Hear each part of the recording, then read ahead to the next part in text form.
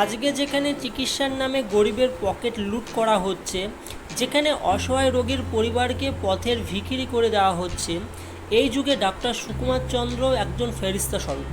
মাত্র 1 টাকার বিনিময়ে আজও চিকিৎসা করে চলেছেন। ছেলের শেষ কাজের দিনেও চিকিৎসা তিনি করেছেন। বয়স মাত্র 95।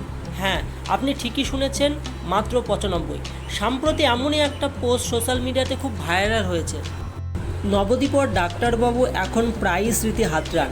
সে সূত্রেই বললেন, কথা সাহিত্যিক তারাশঙ্কর বন্দ্যোপাধ্যায় বলেছিলেন, তোমার চাকরি করা চলবে না, গ্রামে গিয়ে মানুষের সেবা করো। সেই নির্দেশ মেনে সেবায় ব্রতে গ্রামে 1 টাকা ফ্রি নিয়ে চিকিৎসা শুরু করেন। সেই ব্রত থেকে আজও বিচ্যুত হননি। যৎসামান্য ফ্রিতে রোগী দেখে চলেছেন। যারা পারবেন ফ্রি দেন, না দিলেও কোনো ব্যাপার নেই, উল্টে গরিবদের ওষুধপত্র দেন।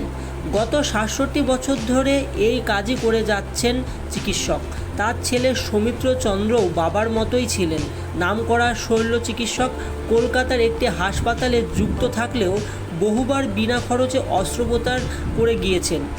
রামকৃষ্ণ মিশনের সঙ্গেও যুক্ত ছিলেন। পরিবার সূত্রে খবর, গত 2রা নভেম্বর ফুসফুসের সংক্রমণে কলকাতার একটি হাসপাতালে 61 বছর বয়সে তার মৃত্যু হয়। সেদিন সকালেও রোগী দেখেছেন স্থানীয়দের আশা ভরসার বিশুবাবু ওরফে সুকুমার চন্দ্র। তার কথা, আমার ছেলে চলে গিয়েছে, তাকে তো আটকাতে পারবো না, এখানে সেবায় পুরোপুরি নিযুক্ত হয়ে আছি। ছেলে শ্রাদ্ধের দিনও রোগী দেখছি, তার স্মৃতি ভোলার জন্য রোগী দেখে চলেছি। এই বৃদ্ধ বয়সে পুত্র শোকে ভুগছি।